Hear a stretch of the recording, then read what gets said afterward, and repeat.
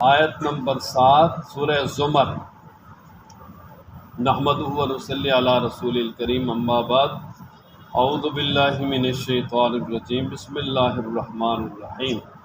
ان تکفروا فإن اللہ غنی عنکم ولا یرضی لعبادہ الکفر، صدق اللہ العظیم۔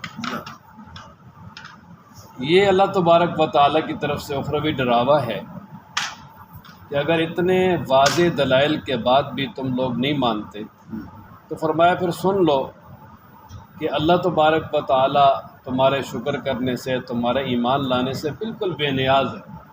یعنی اللہ تعالیٰ کو کوئی ضرورت، کوئی فائدہ نہیں ہے کوئی ایمان لائے یا اللہ کا شکر ادا کرے۔ وہ تو غنی ہے، بے پرواہ ہے، اور وہ تو ہر وقت ہی جو ہے وہ قابل تعریف ہے۔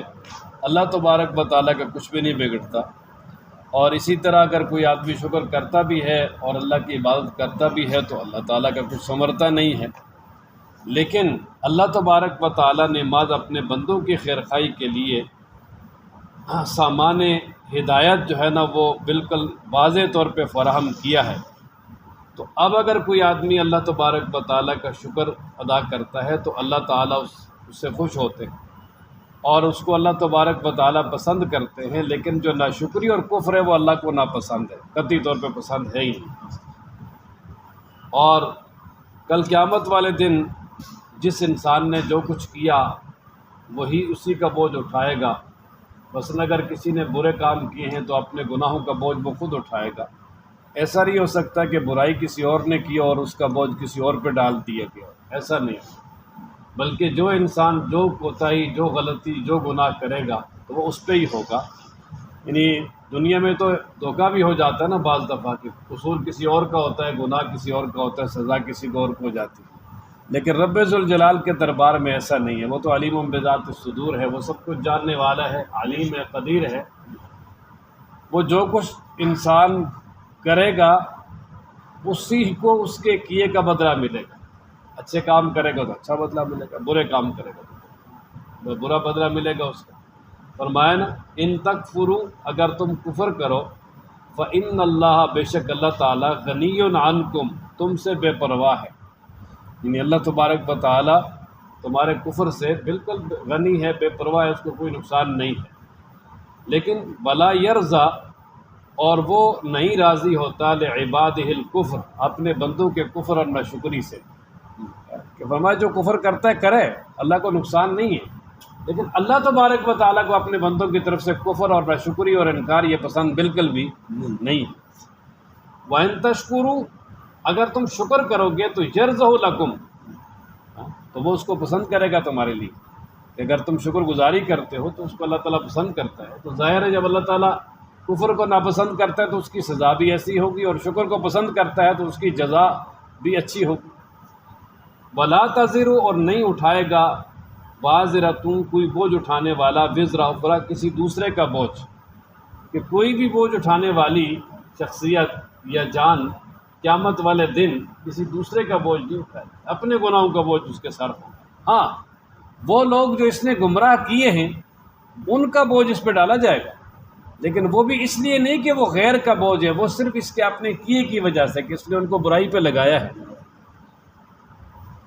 ثم الی ربکم، پھر تمہارے رب کی طرف، مرجعکم، تمہارا لوٹ کے جانا ہے، فینبئکم، بس تمہیں بتائے گا، بما کنتم، جو تم تعملون کرتے تھے۔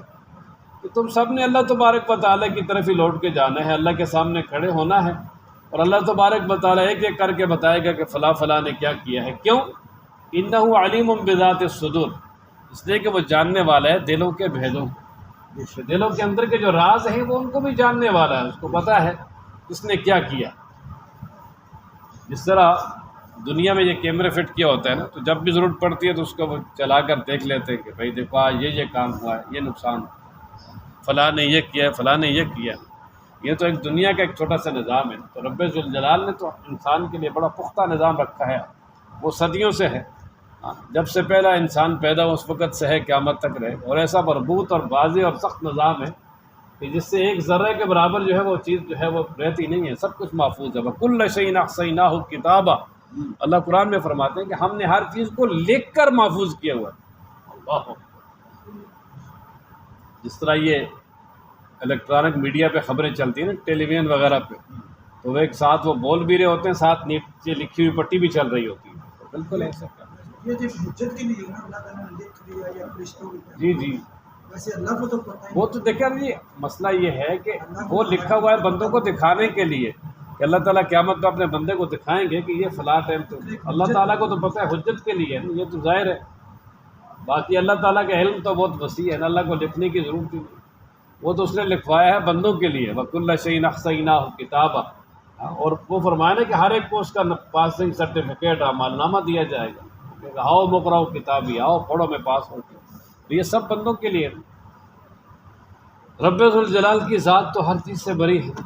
وَإِذَا مَسَّ الْإِنسَانَ، اب آگے اللہ تبارک و تعالیٰ نے ایک ناشکر انسان کی حالت کو بیان کیا کہ ناشکرہ اور جاہل اور کافر انسان، اس کی یہ حالت ہے کہ جب اس کو کوئی تکلیف پہنچتی ہے تو وہ اس پریشانی میں جب سمجھ جاتا ہے کہ اس میں اللہ تبارک و تعالیٰ کے علاوہ میرے کام آنے والا کوئی بھی نہیں ہے، تو وہ اپنے معبودان باطلہ اور جو دنیا کے مفروضے اس نے قائم کیے ہوتے ہیں ان تمام سے بالکل مایوس ہو کر سیدھا اللہ تبارک و تعالیٰ کے دربار میں کھڑا ہو جاتا ہے اور اللہ تعالیٰ سے مانگتا ہے کہ یا اللہ اس تکلیف اور پریشانی سے نجات دے دے اور اس کو دور کر دے۔ لیکن حالت یہ ہے کہ جب اللہ تبارک و تعالیٰ اپنی نعمت اسے عطا کر دیتا ہے، یعنی وہ تکلیف دور کر دیتا ہے، پریشانی کو ختم کر دیتا ہے، اس کی جگہ اللہ تعالیٰ آسانی لے آتے ہیں، تو وہی انسان بالکل بھول جاتا ہے، وہ دیکھتا ہی نہیں کہ میں نے اللہ کو پکارا ہے، بالکل سائڈ پہ ہو جاتا ہے۔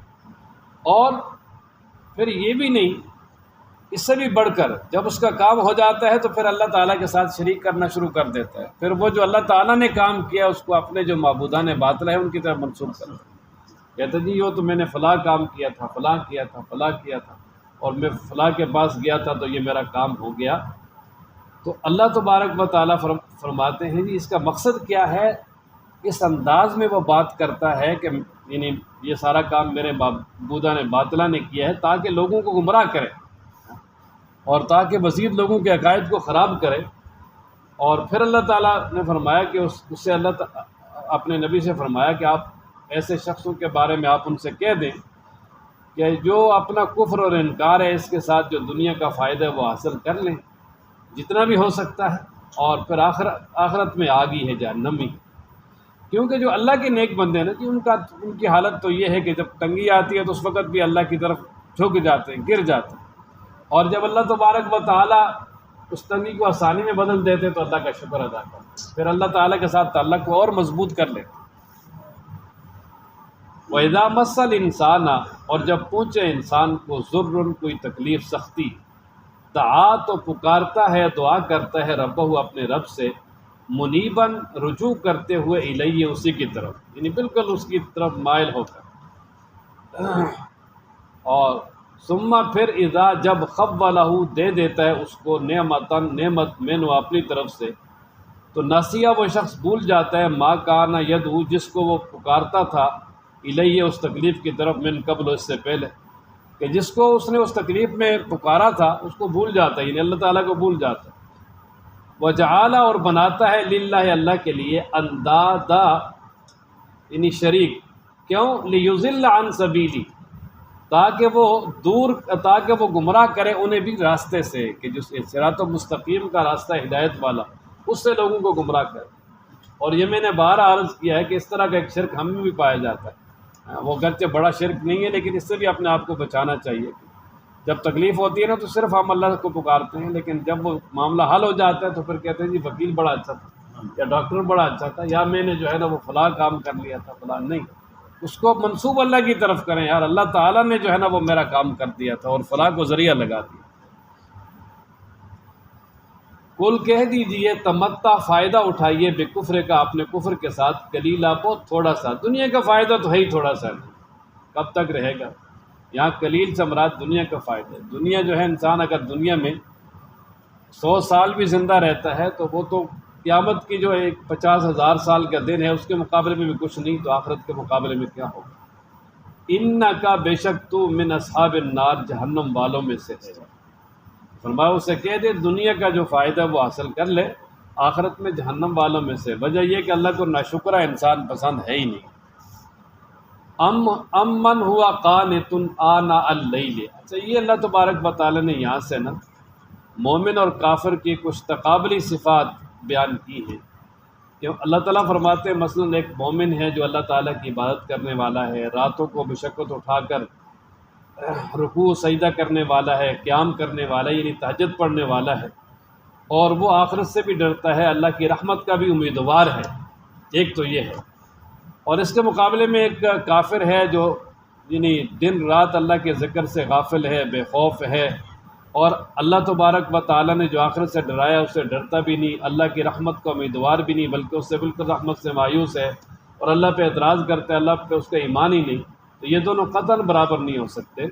وجہ یہ کہ جو مومن ہے اللہ تبارک و تعالیٰ کے ہاں اس کا بہت بڑا مقام ہے، اور کافر جو ہے اللہ تعالیٰ کے ہاں اس کا کوئی مقام نہیں، وہ اللہ تعالیٰ کے ہاں اللہ کے غضب کا مستحق ہے۔ اور پھر آگے فرمایا کہ وہ لوگ جو علم رکھتے ہیں، یعنی علم سے مراد ایسا علم کہ جس کے ساتھ عمل بھی ہو، یعنی علم و عمل والے جو لوگ ہیں، اور ساتھ یہ پہلے عمل کا تذکرہ ہوا اور پھر آگے علم کا ہوا، تو دونوں چیزیں ضروری ہیں کہ وہ عمل بھی کرنے والا ہے اور پھر آگے اس کے پاس علم بھی ہے، وہ اور جاہل وہ برابر قطع نہیں ہو سکتے۔ اور فرمایا کہ جو عقل والے ہیں وہ ہمیشہ نصیحت حاصل کرتے ہیں، اور عقل والے کون ہیں؟ جو ہر وقت اللہ کو یاد کرتے۔ فرمایا نا امن، کیا وہ شخص ہوا جو کہ قانتن عبادت کرنے والا ہے، آناء اللیل رات کی گھڑیوں میں، ساجدن سجدہ کرتے ہوئے، وقائمن اور قیام کرتے ہوئے، یحذر ڈرتا ہے الآخرۃ آخرت سے بھی، ویرجو اور امید رکھتا ہے رحمت ربی اپنے رب کی رحمت سے۔ یہ چند چیزیں نا، ایک تو عبادت کرنے والا ہے، آخرت سے بھی ڈرتا ہے اور اللہ کی رحمت کا امیدوار بھی ہے۔ قل کہہ دیجئے حل یستوی، کیا برابر ہو سکتے الذین وہ یعلمون جو جانتے یعنی جو علم رکھتے ہیں، والذین لا یعلمون اور وہ جو علم نہیں رکھتے یعنی بالکل جاہل ہیں، اللہ کی پہچان ہی نہیں ان کو۔ انما بے شک یتذکر نصیحت حاصل کرتے ہیں اولو الالباب عقل والے۔ اچھا قل یا عبادی عباد الذین، یہ جو آیت مبارکہ ہے اس میں اللہ تبارک و تعالی نے مومنوں کے لیے دنیاوی آخروی اخروی دونوں طرح کی بشارتیں نازل کی، بیان کی۔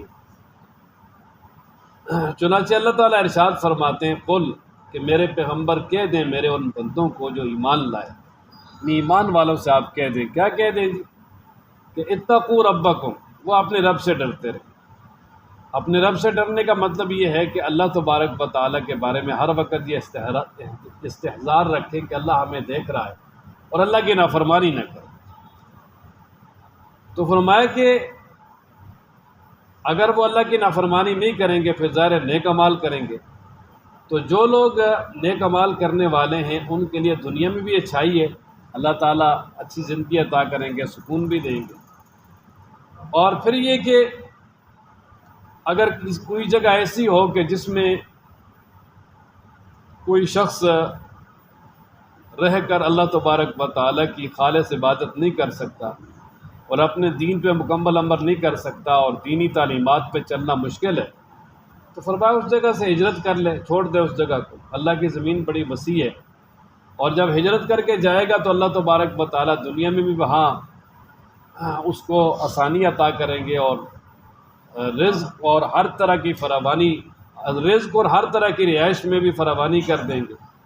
اور پھر آخرت میں جو ہے نا وہ ظاہر ہے جو ہجرت کرنے والا ہے، وطن چھوڑنے والا ہے، صبر کرنے والا ہے، وطن چھوڑنا کوئی آسان نہیں ہے، تو اللہ تبارک و تعالیٰ پھر بغیر حساب کے اپنی شان کے مطابق ان کو بدلہ عطا فرمائیں گے۔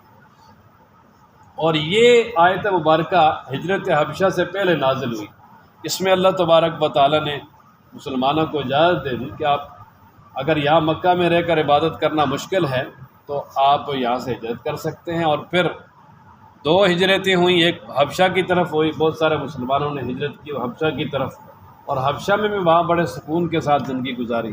اللہ تعالیٰ نے ہر طرح کا سکون دیا، یہاں تک کہ کفار انہوں نے پیچھا بھی کیا کہ ان کو واپس لے کر آئے، لیکن نجاشی بادشاہ جو اسلام لے آیا، اللہ تعالیٰ اس کی قبر پہ کروڑا رحمتیں نازل فرمائے، رضی اللہ تعالی عنہ، انہوں نے کہا کہ میں ان کی بات سنوں گا. پھر بات سنی، اور جب حضرت جعفر طیار رضی اللہ تعالی عنہ نے قرآن و مجید کی اس کو آیات سنائی تو بڑا اثر ہوا اس پر، اور وہ کہنے لگے یہ جو ہے نا میرے ہاں ہم کھلے طور پہ رہ سکتے ہیں، ان کو کوئی رکاوٹ نہیں ہے، کوئی ان کو یہاں سے نہیں نکال سکتا. اور پھر دوسری ہجرت مدینہ منورہ کی طرف ہوئی، اور یہ ہجرت بڑی مشکل ہے. اسی لیے 3 کام دنیا میں ایسے ہیں کہ جن پہ اللہ تعالیٰ نے اتنا بڑا اجر رکھا ہے کہ اس سے چھوٹے بڑے سارے گناہ معاف ہو جاتے ہیں. ان میں سے ایک کام جو ہے نا وہ ہے ہجرت ایک کام ہے ایمان لانا. ایک شخص کفر کی حالت میں جتنے مرضی گناہ اس کے ہو گئے ہوں، جس وقت وہ ایمان لے آئے تو کفر کی حالت کے سارے گناہ ختم ہو جائیں گے. اور دوسرا جو ہے نا وہ کوئی شخص صرف دین بچانے کے لیے اگر کسی جگہ سے ہجرت کرتا ہے، وطن چھوڑتا ہے، تو اس سے بھی سارے گناہ معاف ہو جاتے ہیں. اور تیسری چیز ہے حج بیت اللہ. وہ شخص جس کا حج اللہ کے ہاں قبول ہو جاتا ہے تو اس سے بھی سارے گناہ اللہ تعالیٰ معاف فرما دیتے ہیں. تو یہ ہجرت چونکہ بہت بڑا کام ہے، اس لیے فرمایا کہ میری زمین بڑی وسیع ہے، اور جس نے بھی دین کے لیے ہجرت کی اللہ تعالیٰ نے اس کو بے سہارا نہیں چھوڑا. یہ جو ہندوستان سے پاکستان کی طرف ہجرت ہوئی ہے صرف دین کے نام پہ، لا الہ الا اللہ کے نام پہ، لیکن یہاں کے کوئی پریشان نہیں ہوا. اللہ نے بہت کچھ دیا ہے، بڑے بڑی جاگیرداریں سب کچھ. ہاں، ہجرت مدینہ کے بعد یہ بڑی ہجرت ہے جو صرف اسلام کے نام پہ، کلمہ کے نام پہ، لا الہ الا اللہ. اور اس وطن کی جو بنیاد ہے وہ بھی یہی ہے. قل کہہ دیجئے یا عباد الذین، اے میرے وہ بندو، آمنو جو ایمان لائے، اتقوا ربکم، تم ڈرو اپنے رب سے. یہ جو یا ایھا الذین آمنو کا خطاب ہے نا، یہ مدینہ میں آ کے شروع ہوا ہے. مکہ میں یا ایھا الذین آمنو کے ساتھ خطاب نہیں ہے، یا ایھا الناس کے ساتھ. اور قل یا عبادی الذین اسرفوا، اسی طرح قل یا عباد الذین آمنوا، اس طرح کے الفاظ کے ساتھ ہے. تو یہ بھی چونکہ یہ سورہ مبارکہ مکی ہے تو اس لیے اس میں بھی خطاب نبی پاک صلی اللہ علیہ وسلم کے واسطے سے کیا، ڈائریکٹ ایمان والوں کو یا ایھا الذین آمنوا کتب علیکم الصیام اس طرح کا خطاب نہیں کیا.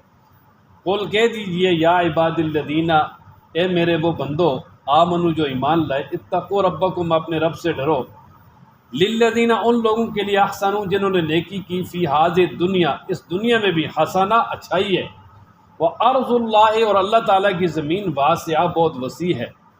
انما بے شک یوفی الصابرون، پورا دیا جائے گا بدلہ، یا پورا دیا جائے گا صابرون، صبر کرنے والوں کو، اجرہم، ان کا بدلہ، بغیر حساب کے. یوفا، اس کو پورا بدلہ دیا جائے گا، اس میں کوئی کمی نہیں کی جائے گی، اور بغیر حساب کے اللہ تعالیٰ ڈھیروں اس کو ان کو بدلہ عطا کرے. قل انی امرت ان اعبد اللہ مخلصا لہ الدین. یہ اللہ تبارک و تعالیٰ نے نبی پاک صلی اللہ علیہ وسلم کی زبان اطہر سے اعلان کروایا کہ کافر یہ کہتے تھے نا کمپرومائز کر لیں، کچھ آپ ہمارے شرک کی تردید نہ کریں اور ہمارے معبودوں کو کچھ بھی نہ کہیں، تو ہم بھی اللہ کی عبادت تو کرتے ہیں، ہم اللہ کو مانتے ہیں. تو اس طرح جو ہے نا وہ اتحاد ہو جائے گا، اختلاف ختم ہو جائے گا. تو اللہ تعالیٰ نے فرمایا قل، میرے پیغمبر آپ کہہ دیں، انی امرت، بے شک مجھے حکم دیا گیا ہے، یعنی وحی کے ذریعے مجھے حکم دیا گیا ہے، کس بات کا؟ کہ ان اعبد اللہ، کہ میں اللہ ہی کی عبادت کروں، مخلصا لہ الدین، خالص کرتے ہوئے اسی کے لیے پکار اور دین کو، عبادت کو. دین کے یہاں معنی عبادت ہے کہ خالص عبادت اسی کے لیے کروں، اس میں کسی قسم کا شریک جو ہے کسی کو بھی نہ کروں.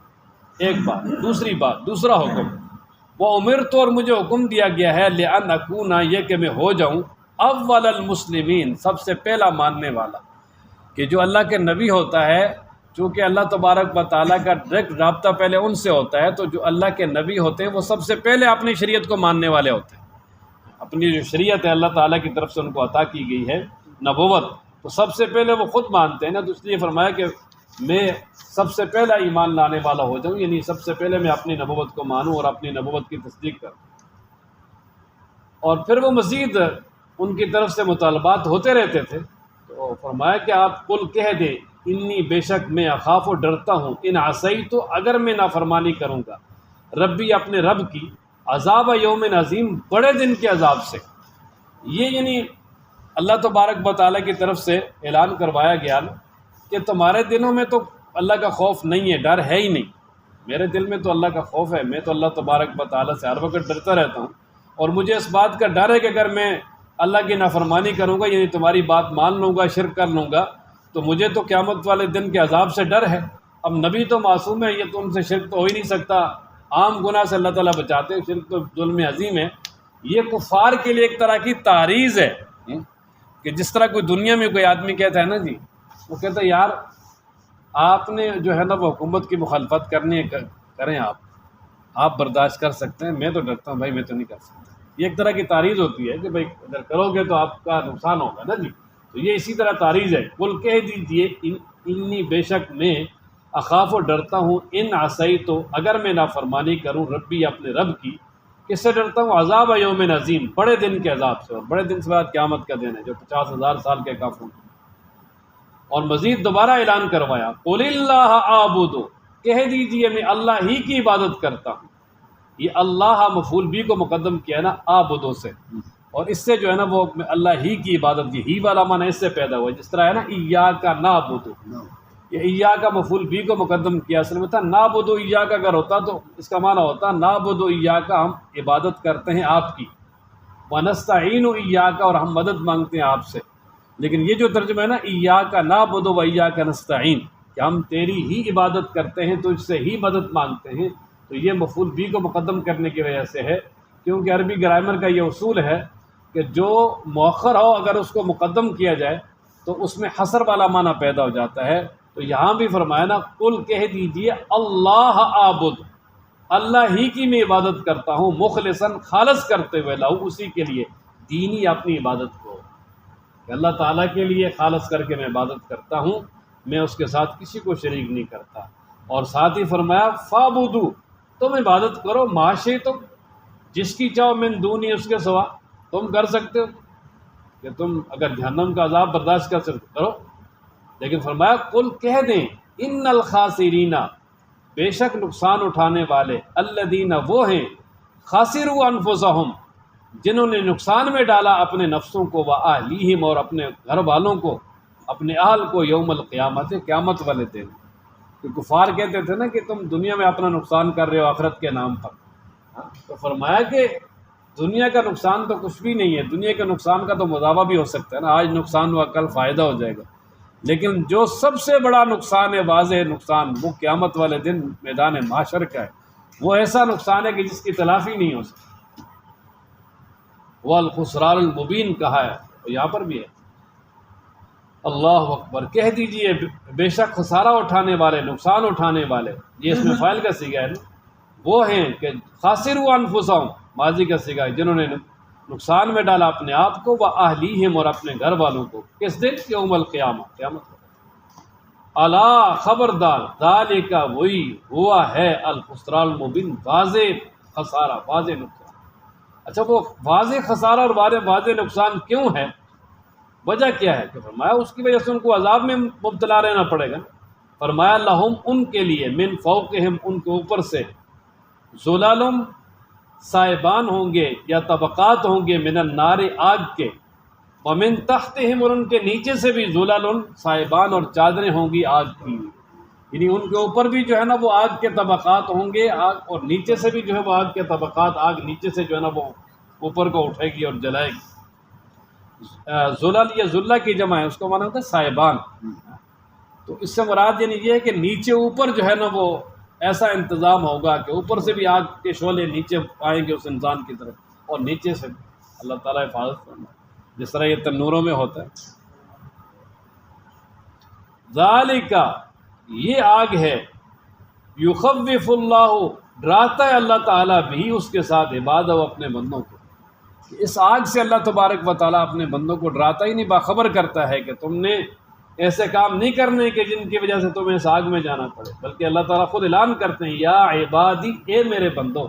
یہ کتنا پیارا جملہ ہے نا، یا عبادی، اے میرے بندو، فاتقون، مجھے سے ڈرو، یا عبادی، یا اے عبادی، میرے بندو، فاتقون، مجھے سے کیا کرو جی؟